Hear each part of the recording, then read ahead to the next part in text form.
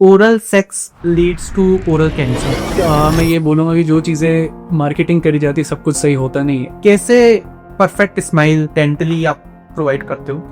आई would से perfect smile is a myth. Aligners का अब इंडस्ट्री बहुत बूम कर गया है, बहुत आपने सुने होंगे अलाइनर्स, बहुत सारे ब्रांड्स आ गए हैं, सब कुछ है, बट अलाइनर्स में और ब्रेसेस की जो ट्रीटमेंट टाइम है वो बहुत ज़्यादा वेरी नहीं करता है। डेंटिस्ट हो, आप भी दूध के दांत बोलते हो। यूएस में जितने भी लोग विजडम टूथ सर्जरी करवाते हैं उसके बाद वो वीडियोस डालते हैं बहुत स्माइल करते हुए, बहुत हंसते हुए, and they make a joke about it. India में विजडम टूथ सर्जरी कोई भी करवाता है वो पकड़ के बैठा रहता है कि मुझे तो बहुत समस्या हो गई और मेरी बहुत दिक्कत है। ऐसा क्या हो रहा है? यूएस के डॉक्टर्स इतनी आसानी से क्यों उनको हंसवा पा रहे हैं? नहीं हंसवा पा रहे हो वो सब व्यूज के लिए हो रहा है और कुछ नहीं हो रहा है। Does also regular smoking lead up to bad breath over time? Yes. So जब रेगुलर स्मोकिंग हम करते हैं, सबसे पहले तो हमारे जो जितने भी टीथ हैं वो बिल्कुल स्टेन हो जाएंगे। आपने देखा होगा स्मोकर्स के जो टीथ होते हैं वो बहुत ब्लैक एंड ब्राउन स्टेन्ड होते हैं। चारकोल क्या रहता है आपके दांतों में?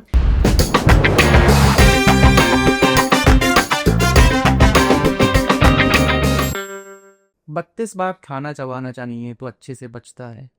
दांतों को रोज सुबह और शाम ब्रश करना चाहिए तो दांत बेहतर रहते हैं। जीभ साफ कितनी करनी चाहिए, कितनी नहीं करनी चाहिए? कुछ लोग कहने लगे हैं कि भाई सुबह उठ के ब्रश मत करो, पहले नाश्ते के बाद ब्रश करना चाहिए, उससे आपके टीथ गुड बैक्टीरिया जाते हैं। ऐसे बहुत सारे डाउट्स हैं। एंड अगर हम ट्रीटमेंट वाली साइड पर जाएं तो रूट कैनाल कब करवाना चाहिए, विजडम टूथ निकलवाना चाहिए, नहीं निकलवाना चाहिए, और अल्सर जब मुंह में हो जाते हैं तो उसके बाद उसका बेस्ट रेमेडी क्या है?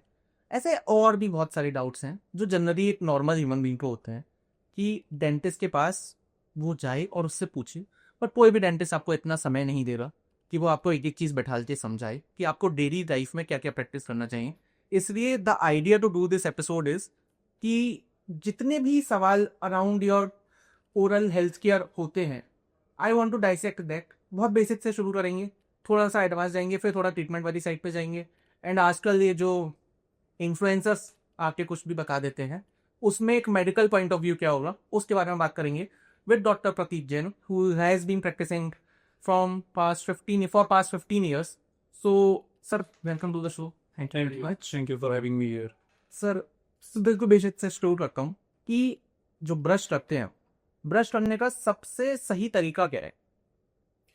सबसे पहले हमें ये भी जानना पड़ेगा कि हमें ब्रश एक्चुअली करना कितनी बार चाहिए। कोई कहता है एक बार करना है, कोई कहता है 2 बार, कोई कहता है 3 बार। मेरा पर्सनल रिकमेंडेशन है कि एटलीस्ट हमें 2 बार ब्रश करना चाहिए, एंड दोनों के बीच में जो डिफरेंस होना चाहिए वो एटलीस्ट 10 to 12 आवर्स का होना चाहिए। सो बेसिक आइडिया ब्रशिंग का ये है कि जब हम ब्रशिंग करते हैं तो जो हमारे टीथ पे ओरल कैविटी में प्लाक बिल्डअप होता है, हमें वो सब रिमूव करना चाहिए।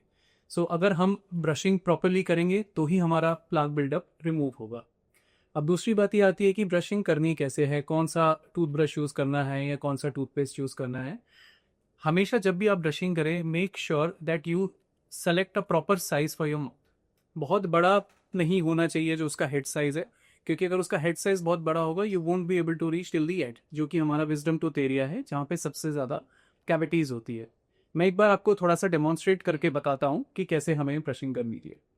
सपोजिटली ये हमारा लोअर टीथ का एक डेंचर है, ठीक है।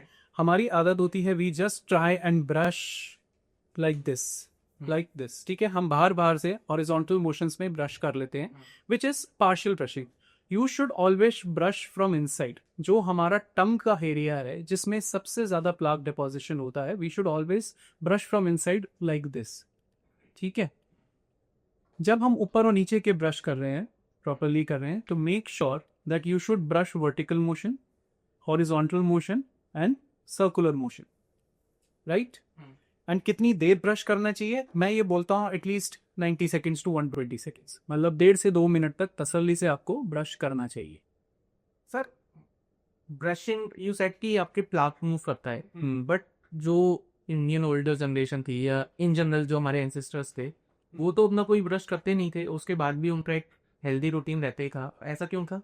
सर पहले एक तो बहुत कम मान के चले, इन्वायरमेंटल फैक्टर्स बहुत कम हुआ करते थे। लाइक जो रूटीन होता था उनका बहुत अच्छा होता था।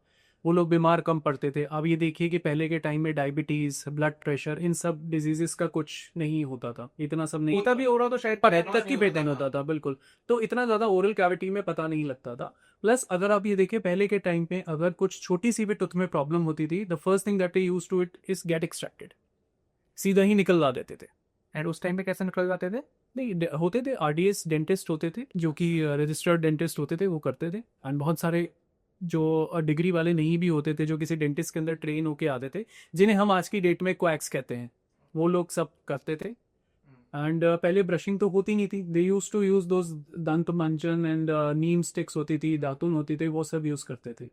एंड अभी भी जब लोग सुबह सुबह टहलने जाते हैं, जो ओल्डर जनरेशन है उसकी मैं बात करूं, तो वो लोग भी सुबह जाते किसी नीम की डंडी से वो निकाल के और यूज करते हैं। वो अभी भी बेनिफिशियल है या फिर अगर आप ब्रश कर रहे हो तो वो जरूरी नहीं? सो बेसिकली क्या होता है कि जब हम कोई ऐसी हार्ड सब्सटेंस यूज करते हैं, फॉर एग्जांपल नीम स्टिक, उससे आपके दांतों में बहुत ज़्यादा पिट्रीजन हो जाता है। अट्रीजन का मतलब होता है कि जब दांत को आप किसी चीज़ से घिस रहे हैं, तो अगर आपने देखा होगा वो दांतों में डालकर उसको चबाते हैं एंड दे जस्ट विग्रसली उसको स्क्रैप करते हैं।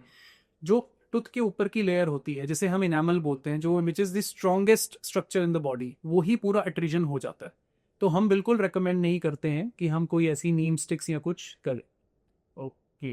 एंड जितने भी टूथब्रश के एड्स आते हैं उसमें जब वो टूथब्रश थोड़ा सा भी खराब होने लगता है तो कहते हैं यू शुड रिप्लेस इट। बिल्कुल कितने टाइम में एक टूथब्रश रिप्लेस कर देना चाहिए? सो बेसिकली ऐसे कोई फिक्स टाइम फ्रेम नहीं है, बट जब तक वो जो ब्रिसल्स उसके बिल्कुल खुल ना जाए तब तक हम उसको यूज करते हैं।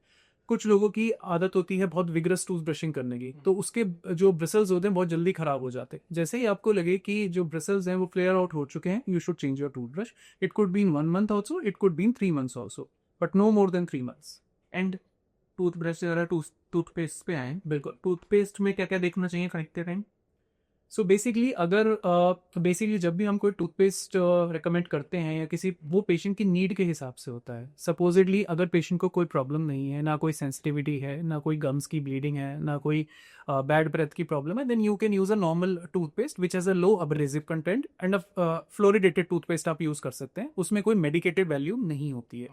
अब सपोजिटली किसी के दांत में सेंसिटिविटी है, आपने हर यू मस्ट हैव हर्ड, आपने सुना भी होगा, बहुत लोग कहते हैं कि हमें ठंडा लगता है। किसी के दांत में क्या, मेरे खुद के दांत में? हाँ। तो ठंडा लगता है, गर्म लगता है, तो हमें पहले ये समझना चाहिए कि वो क्यों लगता है। वो इसलिए लगता है क्योंकि आपकी जो ऊपर की इनामल की लेयर है वो थोड़ी सी अट्रेशन हो जाता है, एंड जो अंदर की नर्व्स हैं, अंदर की जो नर्व्स होते हैं जिसे हम डेंटिन बोलते हैं, वो सेंसिटिव हो जाता है। सो अगर कोई सेंसिटिविटी का इशू है तो हमें ऐसा टूथपेस्ट यूज करना चाहिए जिसमें स्ट्रॉन्शियम क्लोराइड या पोटेशियम नाइट्रेट करके जो कंपाउंड्स होते हैं जो सेंसिटिविटी को कंट्रोल करते हैं, हमें वो यूज करना चाहिए। एंड ये जो सेंसिटिविटी को क्योर करने वाले टूथपेस्ट आते हैं, इनके बारे में कहा जाता है कि इनके साथ ब्रश नहीं करना चाहिए। You just have to take them, उसे फिंगर से लगा दो एंड उसे थोड़ी देर रहने दो, 1-2 घंटे तक पानी मत पियो, कुछ मत करो, जिससे वो आपका इम्पैक्ट उस पर आना शुरू हो जाए। एंड जनरली लोग क्या करते हैं कि अगर I am saying a brand same कि अगर सेंसोडाइन टूथपेस्ट खरीदा तो फिर वो रोज उसी से सुबह शाम ब्रश कर रहे हैं। Is it the right way? So basically अब सेंसोडाइन अपने आप को ब्रांडिंग ऐसे कर रहा है that you can use it regularly. हम जो पर्सनली रिकमेंड करते हैं, अगर हम कोई मेडिकेटेड टूथपेस्ट रिकमेंड कर रहे हैं, we should use it for a limited period of time. It should not be a part of your daily routine. Suppose अगर आपको प्रॉब्लम है, हम 3 वीक्स 6 वीक्स 8 वीक्स तक हम उसको करेंगे, देन जब प्रॉब्लम सेटल हो जाएगी then we will shift to a normal toothpaste. And जो उसको करने का तरीका है वो बिल्कुल सही है कि पहले हमें जिस एरिया में सेंसिटिविटी है या जिस पर्टिकुलर टूथ में सेंसिटिविटी है, आप उस पर अप्लाई करके उसको 2-4 मिनट के लिए छोड़ दीजिए and just rinse it up, don't brush it. And सबसे इफेक्टिव तब होता है जब हम ये रात को सोने से पहले करें, बिकॉज इट स्टेज ओवरनाइट। रात में ब्रश करना क्यों इतना जरूरी बताया गया है? रात में ब्रश करना इसलिए ज़रूरी है कि पूरे दिन का जो हमने खाया होता है, जो फ्लाक बिल्डअप होता है, टाटर बिल्डअप होता है, वो हम रात को पूरा रिमूव करके ब्रश करके सोते हैं। And then for next 8 to 10 hours you don't eat anything, right? तो जो सलाइवरी फ्लो भी होता है वो भी रिड्यूस हो जाता है। अगर हमारा माउथ प्लाक फ्री रहेगा तो हमें कैविटी डेवलप होने के चांसेस कम होंगे। यही अगर आप प्लाक के साथ सो जाएंगे एंड सलाइवा फ्लो वैसे ही रात में कम हो जाता है व्हेन यू स्लीप, तो कैविटी के चांसेस ज़्यादा होंगे। एंड क्या होता है उन 8-10 घंटों में जब हम सो रहे हैं हमारे दांतों के बीच में? बिकॉज आप ब्रश करके सोए हो, उसके बाद भी जब आप सुबह उठते हो you feel a little bit unhygienic in your mouth कि कुछ तो थोड़ा सा, या शायद बैड ब्रेथ है या आपका सलाइवा एक्सट्रैक्ट बाहर आ रहा है, तो क्या होता है रात भर हमारे मुंह में? सो बेसिकली वो बैड ब्रेथ इसलिए है क्योंकि हमने 7-8 घंटे पानी नहीं पिया होता, and it is just the dryness. अगर आपने देखा हो, अगर कभी ऐसा हो, आप हल्का सा रिंस कर लेंगे, आप you will feel better. It is not because of completely because of the plaque, right. So वो जो बैड ब्रेथ की आती है प्रॉब्लम सुबह उठने के बाद, that is because of the dryness that we have not drink water for the last 7-8 hours. और अगर हम, जैसे आप पूछ रहे हैं कि रात में क्या होता है, जब प्लाक बिल्डअप होता है तो जो प्लाक के बैक्टीरिया होते हैं they start to disintegrate the tooth, क्योंकि सलाइवी, अब बेसिकली सलाइवा में एंटीबॉडीज होती हैं जो कि ये बैक्टीरिया को कंट्रोल करती है। जब हम रात में सोते हैं तब हमारा जो ये सलाइवरी फ्लो है रिड्यूस हो जाता है। जब ये रिड्यूस होगा तो जो गुड एंटीबॉडीज़ हैं, गुड एंटी बैक्टीरियाज हैं, वो ख़त्म हो जाएंगे, कम हो जाएंगे। एंड जो बैड बैक्टीरिया है जो कि दांत को डिसइंटीग्रेट करता है, कैविटी में कन्वर्ट करता है, वो ज़्यादा एक्टिव हो जाते हैं। That is the reason we should always brush our teeth at night. I myself belong to the marketing department, so I know कि बहुत सारी चीज़ें ओवर सेल करी जाती हैं marketing just to get the sales number higher. But एक बहुत ज़्यादा वायरल चीज़ है जो है इलेक्ट्रिक टूथब्रश, जो आजकल मार्केट में आ गया है and a lot of people are using it. उसका कोई साइड इफेक्ट है?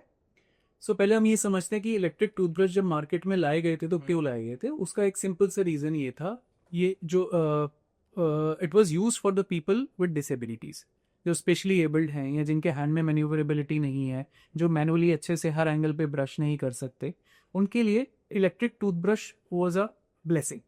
बट धीरे धीरे इलेक्ट्रिक टूथब्रश का जो दायरा है, जो स्पेक्ट्रम है, वो बढ़ता गया। अब नाउ अ डेज जो इलेक्ट्रिक टूथब्रश आ रहे हैं उनका एक तो हेड साइज बहुत छोटा हो गया है, जिससे कि आपका जो पीछे का एरिया है वो बहुत अच्छे से क्लीन हो जाता है, जैसे कि विजडम टूथ हो गए, यहाँ पर विजडम टूथ हो गया।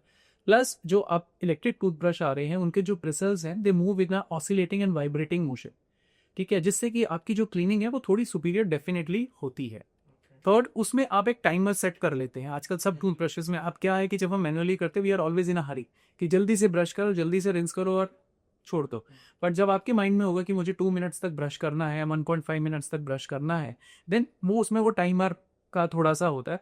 Yes, it has its benefits, but ऐसा नहीं है कि हम मैनुअल टूथ ब्रशिंग से अच्छे से ब्रश नहीं कर सकते if we are able to brush normally with a manual tooth brush, क्योंकि कॉस्ट इम्प्लीकेशन भी होती है, बैटरी भी है, सब कुछ है। Cost implication is also what we have to look for.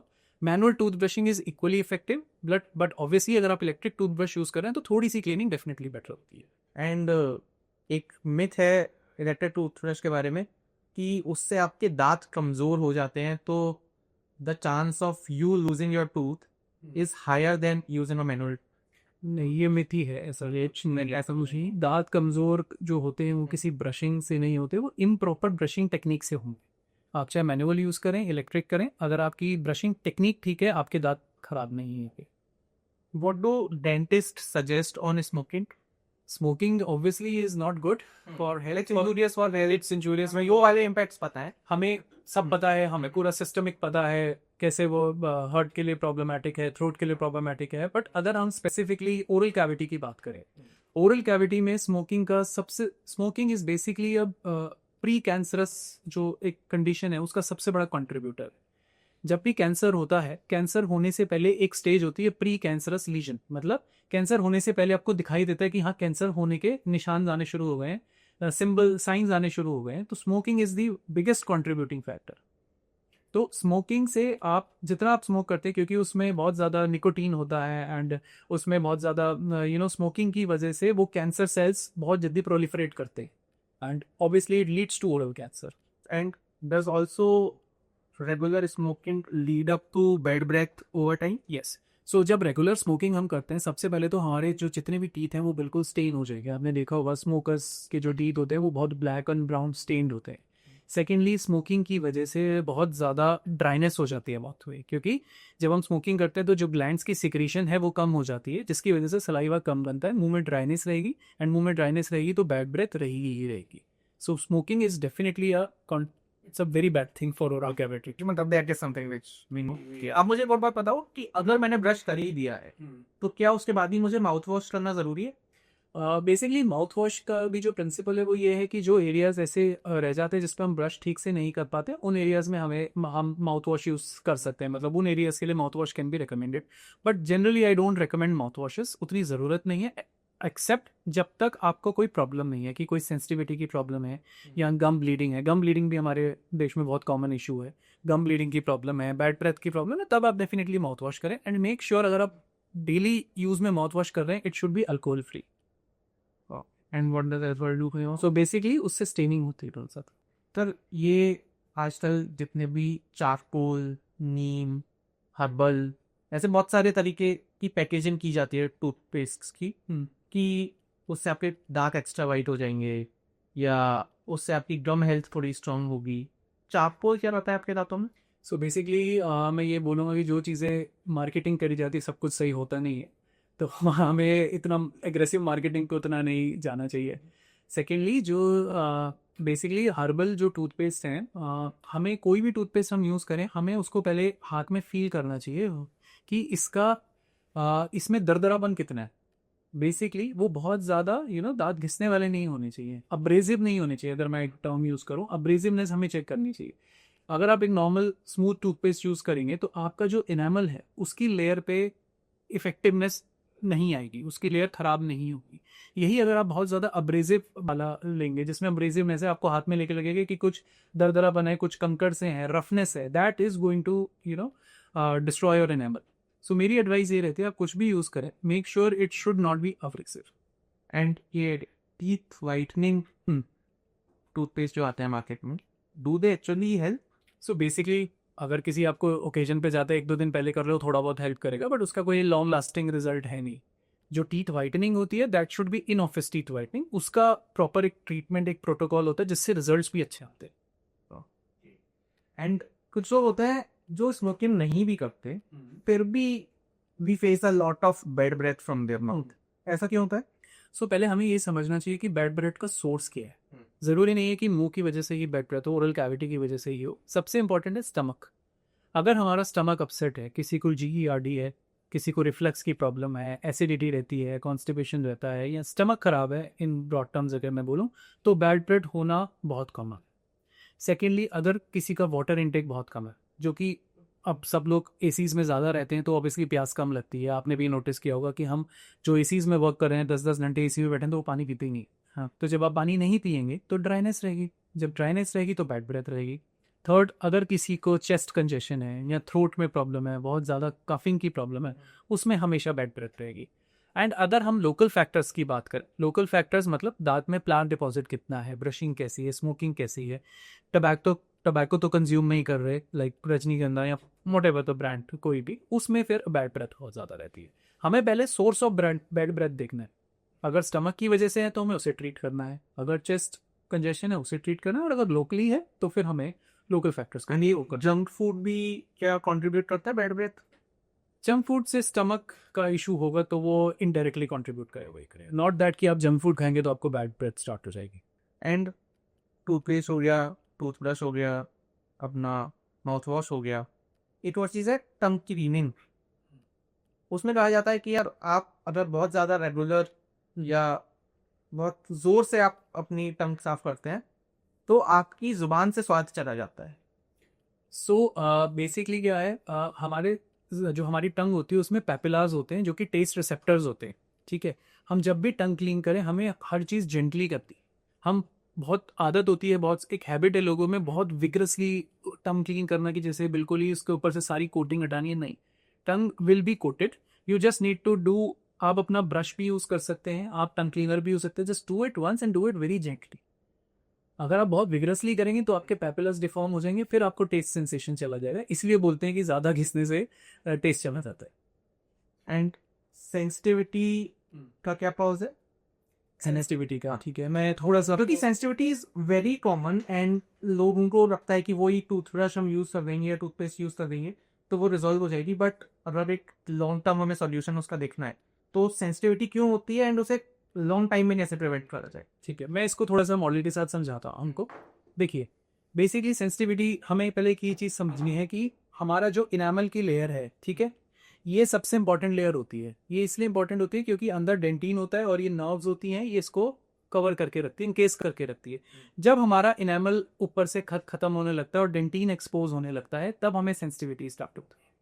अब इसका कॉज क्या हो सकता है? इसके कॉज हो सकता है, एक तो आपको कैविटीज़ हो गई है, मतलब आपको जो डिके स्टार्ट हुआ, डिके की वजह से सेंसिटिविटी हो सकती है।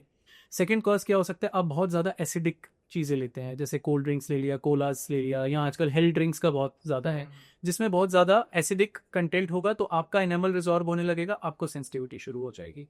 और थर्ड रीज़न क्या है? आपकी ब्रशिंग प्रॉपर नहीं है, हम बहुत विग्रस ब्रशिंग करते हैं। मैंने अपनी प्रैक्टिस में देखा है कि 50% पेशेंट्स जो आते हैं वो बहुत विग्रस ब्रशिंग कर रहे हैं, बिकॉज उनके माइंड में है कि मैं जितना ज़ोर से ब्रश करूंगा उतना मेरे दांत क्लीन हो जाएंगे, बट ऐसा होता नहीं है। जब आप विग्रस ब्रशिंग करेंगे, अगेन आपका एनामल रिजॉर्व हो जाएगा, एनामल अट्रेजन शुरू हो जाएगा, आपकी सेंसिटिविटी शुरू हो जाएगी। सो हमें पहले सेंसिटिविटी का कॉज समझना पड़ेगा, एंड देन अकॉर्डिंगली हमें उसका ट्रीटमेंट देना पड़ेगा। अगर कैविटी की वजह से सेंसिटिविटी है तो आप उसकी फिलिंग करिए। अगर ज़्यादा डीप कैविटी हो गई, पेन भी हो रहा है, तो आप रूट कैनाल करिए। अगर आपका अब्रेजन हो रहा है टूथब्रश की विग्रस टूथब्रशिंग की वजह से, आप उस अब्रेजन को फिल करिए। अगर आपका हेल्थ ड्रिंक्स की वजह से है तो आप अपना इनटेक कम करिए। That is how we should treat sensitivity. And जो मेरे को अभी तक समझ में आया कि enamel is the very important layer, Yes. Is very very important layer. वो अपार्ट फ्रॉम सेंसिटिविटी किसी और चीज में मदद करती है आपकी? नहीं, it is a covering of the tooth, मतलब it is the first covering of the tooth. सबसे स्ट्रॉन्ग कवरिंग जो है इनेमल होती है, जिससे कि आपके टूथ जो आप खाना भी खाते हैं, चबाते हैं, वो सारा इनेमल ही है जो आपको हेल्प करता है करने के लिए। सर, एक अच्छा डेंटिस्ट कैसे चुना जाए? और जैसे अगर आप डोंट डोंट सेल योरसेल्फ, एक अच्छा डेंटिस्ट कैसे बताया? अगर आपको कोई भी प्रॉब्लम हो रही है टीथ में, आप किसी भी डेंटिस्ट के पास जाएं। मैं हमसे सबसे, कोई अगर मेरे पास भी आता है, अगर किसी को लगता है कोई डाउट है, तो आप एक डेंटिस्ट के पास जाओ, आप अपना एक ट्रीटमेंट प्लान बनवाओ। Don't get everything started, then you take a second opinion. आप सेकेंड ओपिनियन लो, आपको खुद समझ में आ जाएगा कि पहले वाला डेंटिस्ट सही बता रहा था या दूसरे वाला डेंटिस्ट सही बता रहा था। रेफरल्स बहुत इंपॉर्टेंट होते हैं हमेशा। कोई भी मेडिकल जो प्रोफेशन है हमारा, वो रेफरल्स से ही, हम वर्ड ऑफ माउथ से चलता है, रेफरल से चलता है। बहुत ज़्यादा मार्केटिंग जो करते हैं, मैं सबको ये बोलता हूँ कि बहुत ज़्यादा मार्केटिंग पे मत जाओ। मार्केटिंग जितना पैसा डालोगे उतनी मार्केटिंग हो जाएगी, but you should always believe in word of mouth, and you should always go with reference. तब आपको एक अच्छा डेंटिस्ट या फॉर दैट मैटर एक अच्छा एक डॉक्टर मिल जाएगा। In today's day and age सबसे ज्यादा फ्रिक्वेंट रीजन क्या होता है वो उनके डेंटिस्ट विजिट करने का? क्या प्रॉब्लम है? मैं इसमें 3 चीज़ें बताना चाहूँगा, इस सबसे ज़्यादा क्या रीज़न है। सबसे पहले, डेंटिस्ट के पास कोई आता है तो वो पेन में आता है, पहली चीज़ है। और डेंटिस्ट के पास लोग आने से इसीलिए कतराते हैं कि उन्हें लगता है कि अगर हम डेंटिस्ट के पास जाएंगे तो पेन होगा। ऐसा होता नहीं है। अगर डेंटिस्ट अच्छा है, अगर डेंटिस्ट स्किलफुल है, तो आपका पेन बहुत आराम से कंट्रोल किया जा सकता है। सबसे इंपॉर्टेंट है pain, pain and pain management. अगर किसी को पेन हो रहा है तो वो डेंटिस्ट के पास जाएगा। That is the number 1 thing कि कोई डेंटिस्ट के पास क्यों आता है। सेकेंडली, क्यों आता है, आज आपने देखा होगा किसी के मिसिंग टीथ हैं तो आपको डेंचर्स पहनना पसंद नहीं करता है। सब लोगों को फिक्स टीथ चाहिए, because they want a better quality of life. तो सेकंड जो मैं बोलूँगा कि सबसे ज़्यादा है, वो है अगर किसी को रिप्लेसमेंट चाहिए दांतों की। और ऐसा नहीं है कि सिर्फ ओल्ड एज में ही रिप्लेसमेंट है, यंग एज्ड पेशेंट भी बहुत आते हैं जिनको सिंगल टूथ रिप्लेसमेंट चाहिए या मल्टीपल टूथ रिप्लेसमेंट चाहिए, तो रिप्लेसमेंट का हो गया। थर्ड, एस्थेटिक्स, जो कॉस्मेटिकली, आजकल हर चीज़ कॉस्मेटिकली ड्रिवन है। सो कॉस्मेटिक्स को ठीक करने के लिए, एस्थेटिक्स को ठीक करने के लिए सबसे ज़्यादा लोग हमारे पास आते हैं। We'll come on to this part only, the cosmetic part. कैसे परफेक्ट स्माइल डेंटली आप प्रोवाइड करते हो? आई वुड से perfect smile is a myth. It is more of a subjective thing. जो चीज़ मुझे अच्छी लगती है, हो सकता है आपको अच्छी ना लगे, या जो चीज़ आपको अच्छी लग रहा है हो सकता है मुझे अच्छी ना लगे। It is all about personal opinion. But हम जब एक पेशेंट को देखते हैं, उसकी स्माइल डिज़ाइन करने की बात करते हैं, हम पहले ये समझते हैं कि उनकी जो एक्सपेक्टेशंस है वो रियलिस्टिक है कि नहीं है। एंड हम ट्रीटमेंट तभी देंगे जब हमें वो एथिकल लगेगा। We should always do that. हमें कभी भी ये नहीं कि हमें पेशेंट के उसमें आके कि पेशेंट ये ऐसे चाह रहा है तो हम कुछ भी करते नहीं। We should always think about form and function rather than complete aesthetic. Sir, पर जैसे कुछ लोगों के आगे की 2 दांत बड़े होते हैं, वो कहते हैं कि मैं दांत घिसवा दूंगा, तो दांत घिसवाने के बाद फिर एक मिथ आ जाता है कि आप दांत घिसवाओगे, सेंसिटिविटी हो जाएगी, दांत कमजोर पड़ जाएंगे। Is it true? बिल्कुल ठीक बात कह रहे हैं आप। बिल्कुल, अगर आप कहीं पे भी दांतों की ट्रिमिंग कराते हैं without a proper way and method, आपको सेंसिटिविटी होगी ही होगी। जहाँ तक आप बोल रहे हैं कि कुछ लोग आते हैं कि आगे के 2 दांत बड़े हैं, वो अलाइनमेंट की वजह से बड़े लगते हैं। Most of the times 90% of the cases में मैंने ये देखा है कि दांतों का साइज ठीक होता है, it is just the alignment. जिसकी वजह से वो दांत बड़े लगते हैं, कि थोड़े से अगर बाहर होंगे तो वो थोड़े बड़े लगेंगे ही। वही अगर साथ वाले दांत को आप उनको साथ में अलाइन कर दो तो वो दांत एक जब अलाइनमेंट में आ जाएंगे तो वो दांत ठीक लगने लगेगी। क्या क्या इवॉल्व हुआ है in the tooth alignment process? कैसे आप आजकल अलाइन कर रहे हो आप लोग? अगर हम सिर्फ अलाइनमेंट की बात करें तो ब्रेसेस पहले होते थे, ब्रेसेस अब भी हो रहे हैं। ब्रेसेस में बहुत अच्छे ऑप्शंस आ रहे हैं, जैसे पहले मेटल के होते थे, सेरामिक के होते थे, अब उसमें भी बहुत कंफर्टेबल ऑप्शंस आ रहे हैं। But generally people don't like और प्रेफर ब्रेसेस बिकॉज वो बहुत ज़्यादा टाइम के लिए होते हैं एंड बहुत एविडेंट होते हैं आपके बेस पे। सो उसके लिए फिर हम अलाइनर्स करते हैं। अलाइनर्स का अब इंडस्ट्री बहुत बूम कर गया है, बहुत आपने सुने होंगे अलाइनर्स, बहुत सारे ब्रांड्स आ गए हैं, सब कुछ है। बट अलाइनर्स में और ब्रेसेस की जो ट्रीटमेंट टाइम है वो बहुत ज़्यादा वेरी नहीं करता है। अगर हम ये सोचे कि एक ब्रेसेस का ट्रीटमेंट 1 साल में होगा और अलाइनर का 6 मंथ्स में होगा, ऐसा नहीं होता। It could be +- 3 months। The advantage of aligners is the aesthetic part, yes, and the comfort part. आप अलाइनर्स अगर करते हैं, हम अगर अलाइनर्स करते हैं तो patients are very satisfied in terms of eating and दिखने में उनको कोई प्रॉब्लम नहीं है। तो ये है अलाइनर्स। एंड जनरली अलाइनर्स का खर्चा कितना आ जाता हो? सो अगर हम बात करें अलाइनर्स की खर्चे की, it starts from 1.5 and it can go up to 3.5 lakh. सीएस। अगर हम ब्रेसेस की बात करें, हर जगह का अलग है, बट जो ब्रेसेस और अलाइनर्स में ऑलमोस्ट 1/3 का डिफरेंस आ जाता है। Braces are obviously much more lesser than what aligners are. And why are these so expensive? Because it is a very premium treatment and plus काफ़ी टेक्नोलॉजिकली ड्रिवन है। क्योंकि आप ये देखिए कि पहले अगर हम छोटा सा मैं लाइनर्स थोड़ा सा लाइनर्स के बारे में अगर मैं बताऊं आपको, पहले हम स्कैन करते हैं। जैसे ब्रेसेस में तो हम स्ट्रेट अवे अटैच कर देते हैं, लाइनर्स में हमें पहले पूरा एक 3D स्कैन करते हैं। 3D स्कैन करके आपका एक मॉडल बनता है और उससे पूरा एक आपका जनरेट किया जाता है कि नेक्स्ट 1 साल में आपके किस स्टेज पे आपके टूथ का अलाइनमेंट कैसा होगा। सो इतना एडवांस्ड में प्लान होता है, उतने ही एडवांस में फिर हमें नंबर्ड अलाइनर्स देने पड़ते हैं। सर आपके प्रोफेशन में भी एआई आ गया?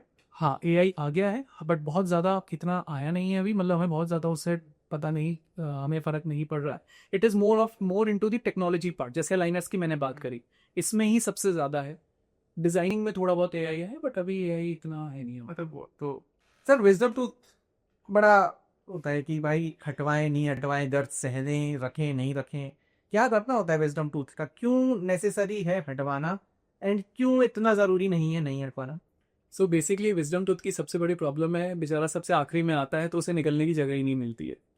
तो वो जितनी जगह मिलती है उसमें वो एंगुलेशन चेंज करके निकलने की कोशिश करता है। अपर्स होते हैं, लोअर्स होते हैं, तो वो हमेशा टेढ़ा ही निकलता है, मोस्ट ऑफ द टाइम टेढ़ा निकलता है। मैंने अपने कुछ चारों निकलवा रखे हैं। सो वो होता क्या है कि अगर वो एंगल पे आ गया तो वहाँ पे हमेशा फूड लॉजमेंट करेगा। जब वहाँ फूड लॉजमेंट होगी, आप ब्रश वहाँ पे कर नहीं पाएंगे, तो अगेन जैसे मैंने बताया, वो खाने से सड़न पैदा होती है और दांत खराब होना शुरू हो जाता है। इसलिए विजडम टूथ निकालना ज़रूरी है। सारे विजडम टूथ निकलवाने चाहिए या जिसमें दर्द हो रहा है वो शामिल? तो मैं पर्सनली जब तक प्रॉब्लम नहीं होती मैं नहीं विजडम टूथ निकालने का एडवाइस करता। जब पेशेंट को प्रॉब्लम है तब मैं फिर ये नहीं बोलता इसको और रखो आप कि देख लो। अगर प्रॉब्लम स्टार्ट होगी तो इमीडिएटली निकाल लो। एंड विजडम टूथ का जो पेन होता है, it generally flows from your teeth to your mouth to your head and then फिर वो ओवरऑल इतनी इरिटेशन होती है। एंड ये तो फर्स्ट हैंड एक्सपीरियंस है कि वो उसमें समझ नहीं आता कि इंसान क्या करे। सो तो आपके दांतों का क्या कहाँ से कहाँ तक का कनेक्शन होता है दांतों का उसका? सो बेसिकली क्या है, एक नर्व होती है ट्राइजेमिनल नर्व, जो हमारे अपर, लोअर और हाइस को सप्लाई करती है। ठीक है, ऐसा नहीं है कि बहुत कुछ कनेक्टेड है, बट हाँ, अब विजडम टूथ सर्जरीज जो होती हैं, अगर विजडम टूथ बहुत ज़्यादा इंपैक्टेड है, बोन के बिल्कुल नीचे है, नर्व के पास है, तो वो सर्जरी मेजर हो जाती है। जब वो मेजर सर्जरी होगी तो जो उसके कॉम्प्लिकेशंस होते हैं या पोस्ट ऑपरेटिव डिस्कम्फर्ट, तो वो भी थोड़ा ज़्यादा होता है। वीक 10 डेज 15 डेज लगते हैं। आप इसे कंपेयर करो बॉडी के किसी और पार्ट की सर्जरी के। सपोज आपको गॉल ब्लैडर में कोई सर्जरी करानी है, या आपका कोई नी रिप्लेसमेंट हो रहा है, या कुछ हो रहा है, तो इट इज़ इक्वलिट। बेसिकली वो भी एनेस्थीसिया में होता है, ये भी एनेस्थीसिया में होता है। उसमें भी, इसमें भी हमें बहुत ज़्यादा बोन कटिंग, ड्रिलिंग, बहुत सॉफ्ट टिश्यू मैनिपुलेशंस करनी पड़ती हैं। उसमें भी ऐसे ही होता है। इसलिए इसके जो पोस्ट ऑपरेटिव जो हीलिंग टाइम है वो ज़्यादा होता है।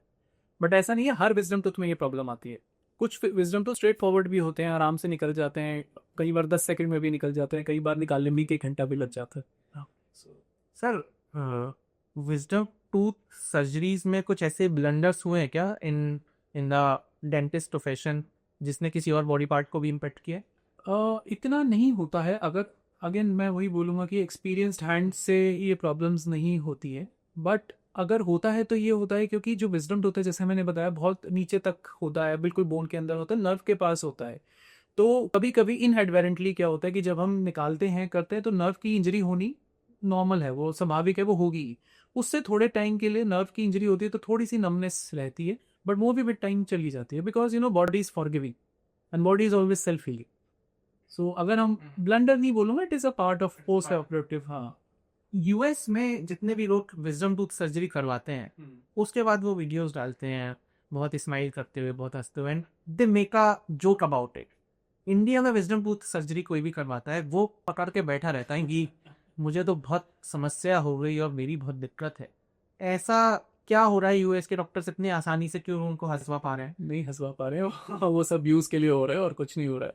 थोड़ा सा क्या है कि यूएस में हर चीज़ इंश्योरेंस में कवर होती है, तो लोग कोशिश करते हैं कि जो विजडम टूथ भी हम कराएं वो कॉन्शियस सेडेशन में कराएं या जनरल एनेस्थीसिया में कराएं।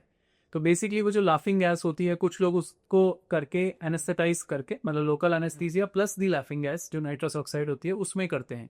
तो वो दैट इज, उसका नाम ही लाफिंग गैस है, वो थोड़ा सा तो वियर्ड फीलिंग आती है। इंडिया में ये सब नहीं होता, इंडिया में प्रॉपर तरीके से काम होता है, ये सब चीज़ें नहीं होती है। इंडिया इतना टेकटॉक तो वैसे ही बन चुका है, हाँ। सर मेरे को आप ये बताओ कि मुंह में छाले हो जाते हैं, लोग कहते हैं कि यार हमने खराब खाना खाया, हमारा हमारी गट हेल्थ बहुत खराब है, पेट खराब है, इसलिए तुम्हें मुंह में छाले हुआ है। ये और कोई और रीजन है मुंह में छाले होने का, एंड कैसे अवॉइड करें या कैसे प्रिवेंट करें? सो अगेन इसमें मैं बात करूंगा गट हेल्थ की, जैसे हमने बात करी, definitely gut health is the most common cause of मुंह का छाला। ठीक है, जो ये ओरल अल्सर्स होते हैं, माउथ अल्सर्स होते हैं, ये स्टमक से काफ़ी हद तक रिलेटेड होते हैं।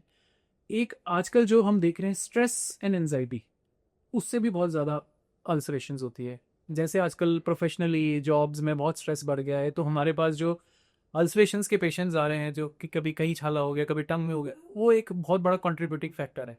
कभी भी आप नोटिस करना कि अगर बहुत ज़्यादा स्ट्रेस हो रहा तो एक ना एक छाला निकल ही आता है। दूसरी चीज़, अगर हम लोकल फैक्टर्स की बात करें, माउथ की बात करें, सपोज आप ब्रश कर रहे हैं, ब्रश करते कोई ब्रिसल आपके टंग में लग गया या चीक में लग गया तो आपको छाला हो जाएगा।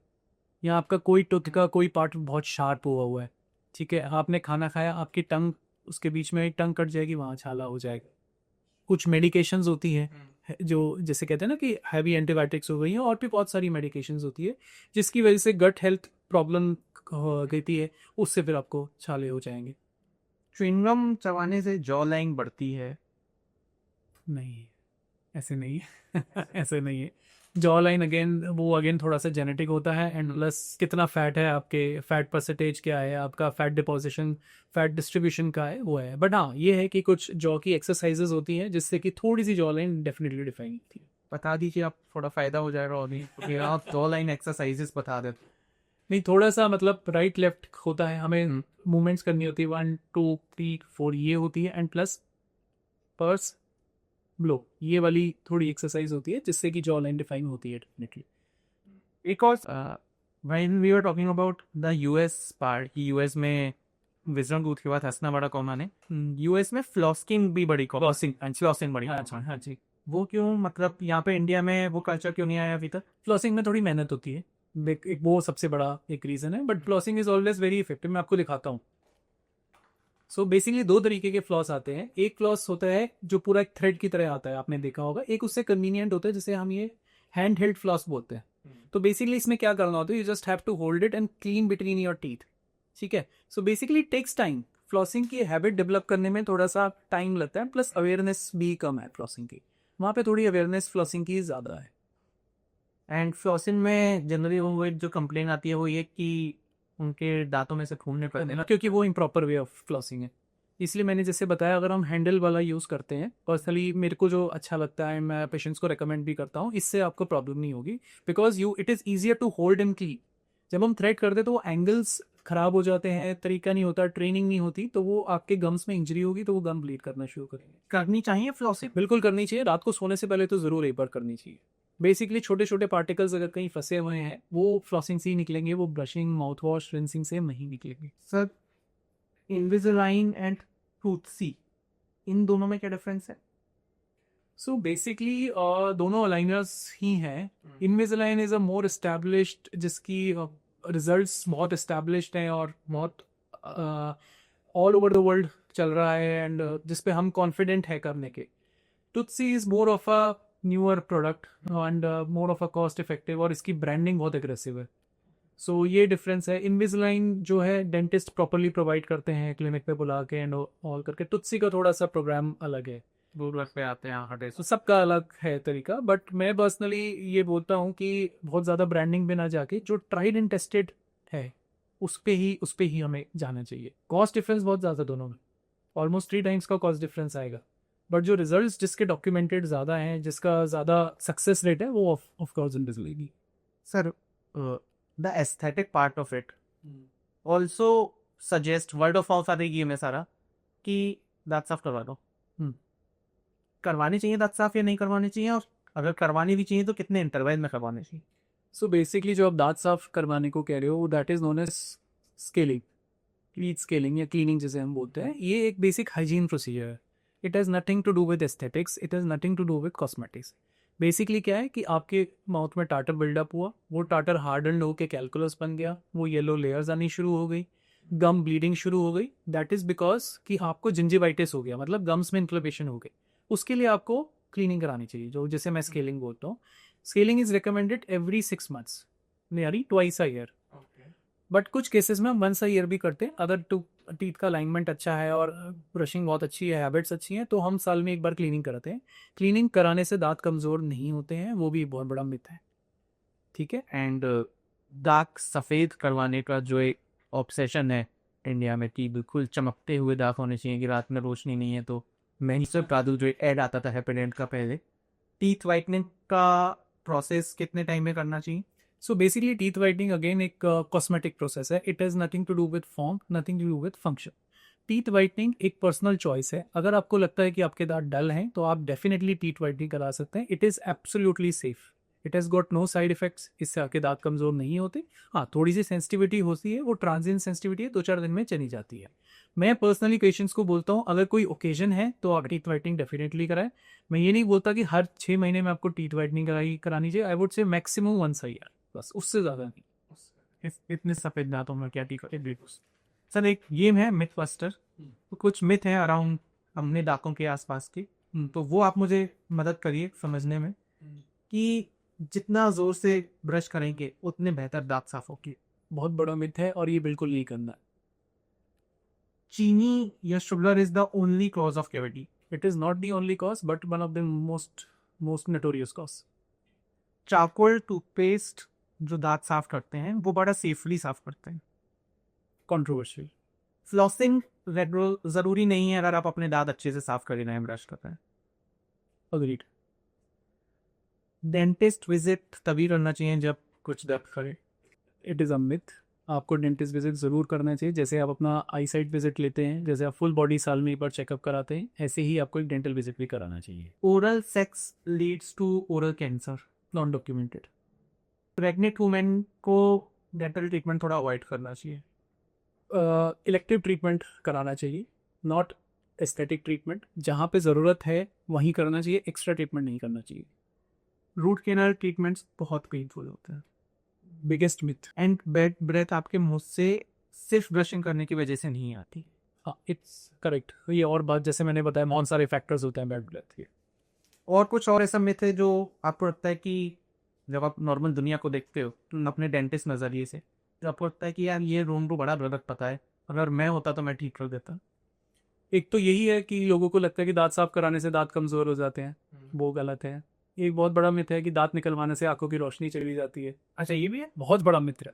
एंड स्पेशली जो हमारे एल्डर्स हैं, जो हमारी पिछली जनरेशन है, उसमें तो ये बहुत ही बड़ा मिथ है कि अगर हमने दांत निकलवाया तो हमारे दांतों की रोशनी चली जाएगी. लोगों को लगता है कि अगर दांत में दर्द है तो ही हमें प्रॉब्लम है, अदरवाइज हमें कोई प्रॉब्लम नहीं है. मैं ये बोलता हूँ कि दर्द तो सबसे आखिर में जाके होता है, पहले और बहुत चीज़ें होती हैं. 6 महीने में एक बार डेंटिस्ट के पास. हाँ, मीन तो यही अभी याद आ रहा है. मेन 3-4 ये चीज़ क्या सर, मेरे पास भी मेन 8-10 सवाल यही थे जो मुझे लगा कि if a dentist is in the house तो फिर उनसे पूछ लेने चाहिए, उनसे समझ लेने चाहिए. आई गेस जितनी भी ऑडियंस ने ये देखा है उन्हें एक basic health care, tooth care, mouth care and जो भी मिथ है around the dentist side of the thing world, वो थोड़े बेहतर समझ में आ रहे होंगे। मेरा नाम था खरवाश ने, शो का नाम था positive curious. We had doctor Pradeep Jain with us. Sir आप कहाँ प्रैक्टिस करते हैं, क्या करते हैं, एक बार अगर आप वो भी बता दें। How was your experience on the show?